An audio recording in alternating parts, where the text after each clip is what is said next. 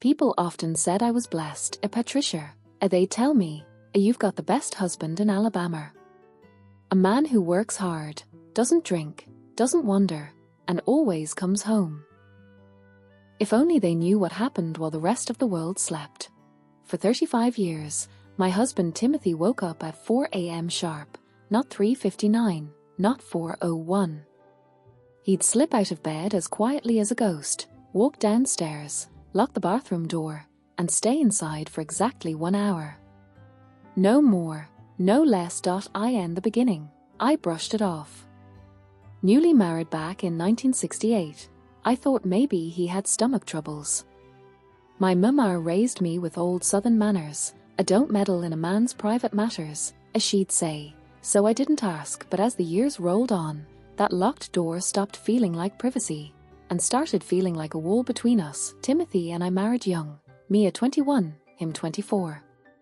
We met at a church social, back when Birmingham moved slower, spoke softer, and trouble traveled on whispered winds. My father approved of him from day one, and we built a simple, honest life. 2 children, Ryan and Harper. A small home.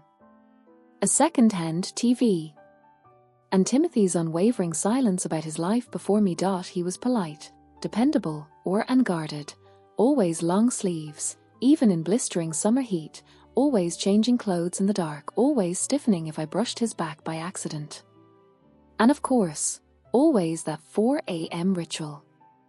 I heard things through the door at night, not toilet noises, not showering, but soft moans, the rip of bandage wrappers, water running in short bursts. Once, I'll never forget, I heard him bite down on a towel to keep from crying out. I tried telling my mother once. She shooed me away. Patricia, you've got a good man. Stop inventing problems. So I buried my worry, and silence settled into our marriage like dust in an old house. But silence doesn't kill questions.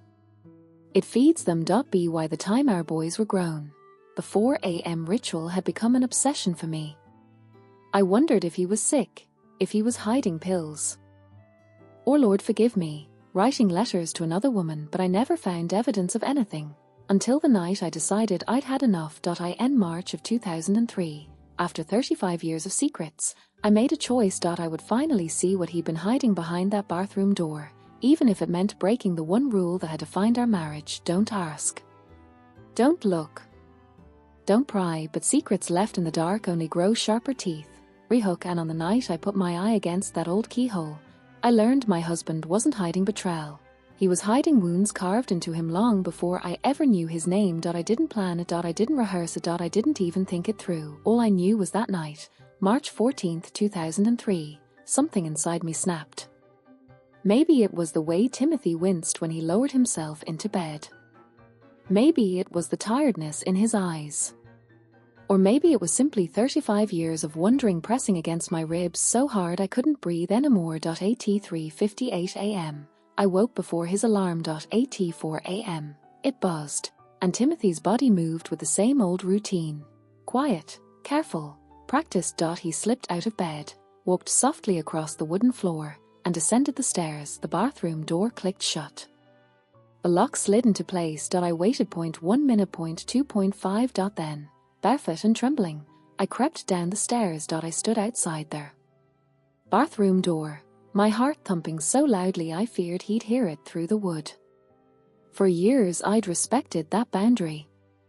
But tonight, curiosity and dread held my hand and pushed me forward.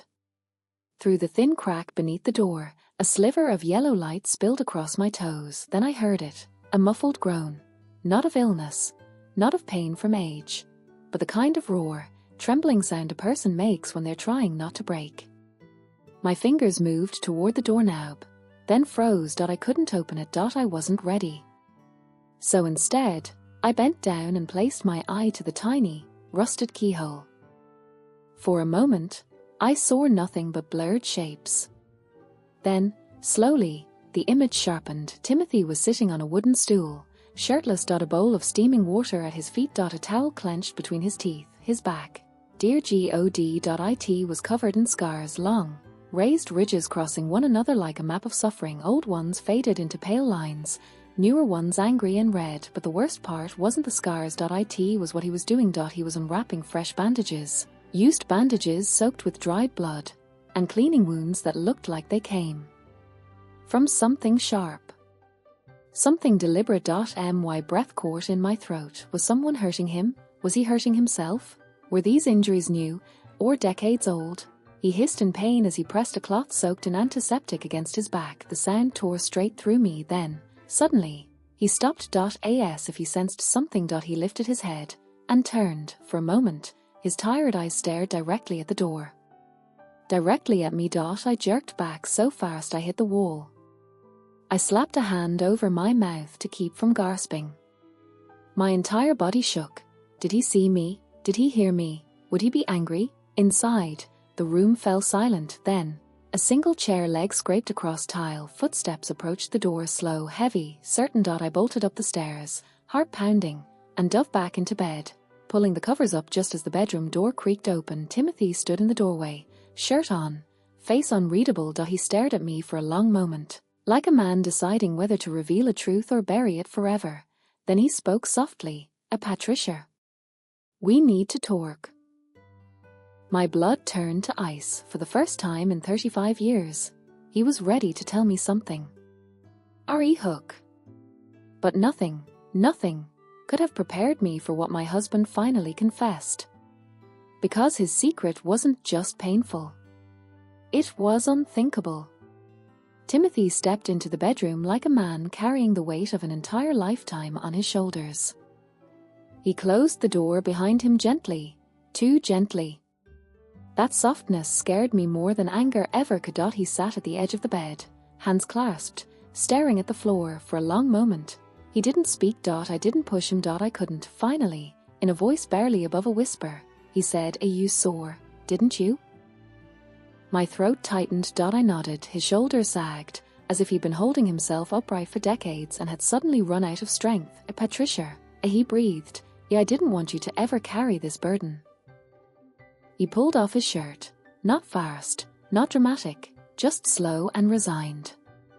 The room's dim light fell across his back, and even though I'd only caught a glimpse through the keyhole, seeing it fully, it broke something inside me. The scars weren't random, they weren't accidental, they were patterned, deliberate, each one placed with horrifying precision. Who did this to you? I whispered. He didn't answer right away. Instead, he reached for my hand. His palm was cold, trembling. I was 11, he said quietly. Just a boy.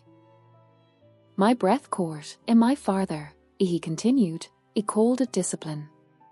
But he had a different word for it when the doors were closed.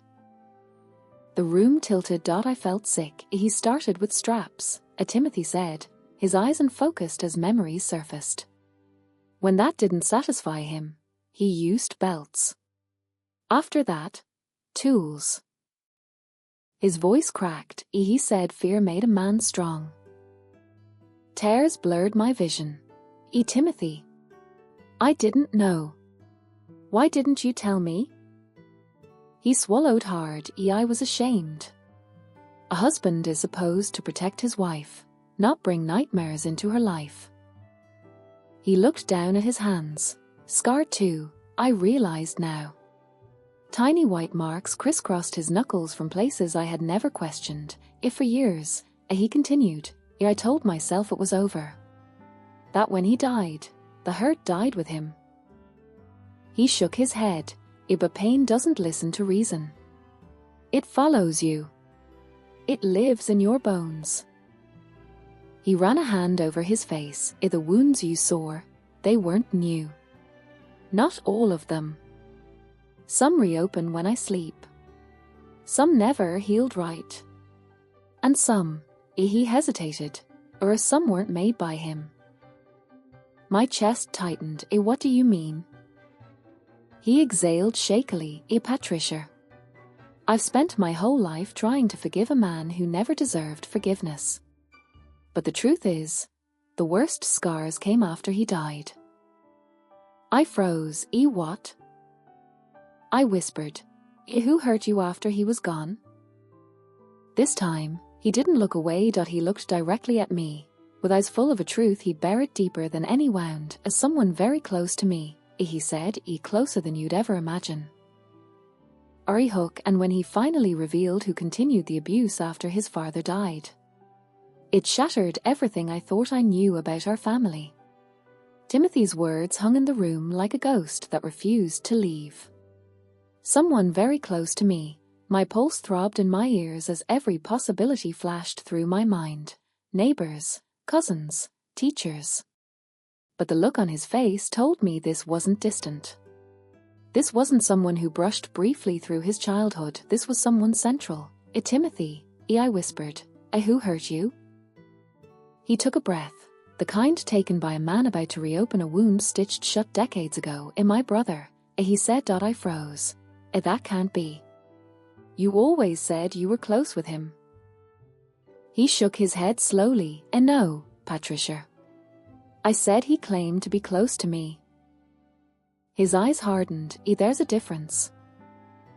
Timothy stared at the wall as if the memories were carved into it. When my father died, everyone thought the nightmare was over. They were wrong. My brother, Adam, stepped into the role like it was waiting for him. He was older, stronger, and crueler in quieter ways. A shiver ran down my spine. He didn't hit me with tools, Timothy continued. He used his words. His power. His hands only when no one could hear. He swallowed tightly. I was 16 when it got bad. If I didn't do what he wanted, clean for him, lie for him, cover his messes, he reminded me of the beatings I grew up with. Reminded me he knew how to hurt me without leaving marks. I felt sick. But the scars on your back, I whispered. Those were. Some were my father's, he said. Some were reopened by stress. Some. Adam caused when he got drunk. He looked at me then, fully, with something raw in his eyes. One night, he came home wild. Said he'd lost money, gambling. Said I owed him for being the favorite son. When I refused to give him my savings, he snapped a broom handle and, his voice cracked like the wood itself. I reached for him, but he lifted a hand gently. There's more I need to tell you.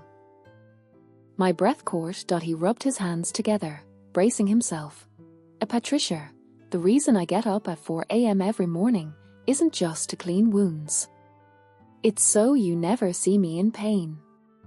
So the kids never feel unsafe. So the ghosts stay with me and never reach our home. My chest tightened painfully. All these years, he continued, I tried to hide it. But hiding only feeds the shadows. His voice softened. You deserve a whole man, not the broken one I've been pretending not to be. My eyes filled with tears. Timothy, none of this is your fault. You were a child. He shook his head. No. The worst part is, he didn't just hurt me back then. My breath caught. What do you mean? He looked down, ashamed. Adam came to our house once, years ago. When you were pregnant with Ryan, his jaw tightened and he tried to pick a fight with me.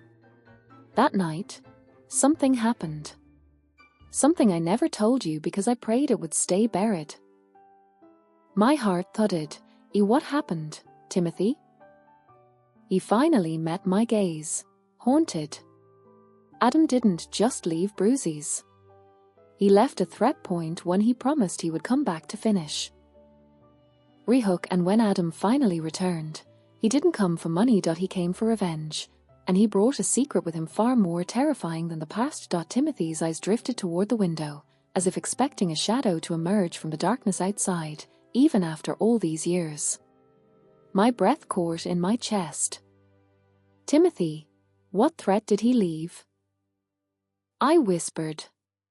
His jaw flexed. He said one day, when I had something precious, a family, a life I didn't deserve, he'd come back to take it away.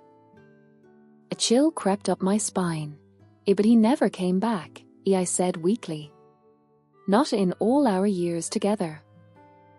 Timothy shook his head with a grim certainty that made my heart sink. Oh, he came back, Patricia. You just didn't know. My blood ran cold. When? How? Why didn't you tell me? He reached into the drawer of his nightstand and pulled out a small metal box, rusty, dented, held shut with an old clasp. I had never seen it before. I kept this locked up for decades, he said. I was terrified to open it. Terrified to show you. His hands trembled as he placed it on the bed. Adam came to our house when Ryan was just a year old, he said quietly. You were asleep. He showed up drunk, pounding on the door. I stepped outside so he wouldn't wake you. I covered my mouth. He said he'd found a way to make easy money, and he needed me. When I refused, he attacked. Timothy's voice dropped to almost nothing. He knew exactly where to hurt me. Where my scars hadn't healed. Tears pooled in my eyes. What did he want from you? Timothy ran a shaky hand through his hair. He wanted me to take the fall for something he'd done. Something awful. I stiffened. What? Something like what? He looked at me with an expression that shattered my heart. Adam hurt someone, he whispered. A girl. A young one. And he wanted me to pretend I did it. Said no one would believe a perfect son like him could ever do such a thing. My stomach twisted violently. Timothy, my God, I refused, he continued. We fought. Harder than ever before. And when he realized he couldn't force me, he said he'd come back someday and destroy me another way. Did he? I whispered. Timothy nodded. He sent letters. He tapped the metal box. Dozens. Threats. Warnings. Every few months for years. Then suddenly, they stopped. He swallowed. That's when I found out he'd been arrested in another state. And later, that he died in prison. His voice shook. A violent end. The same kind of violence he lived by.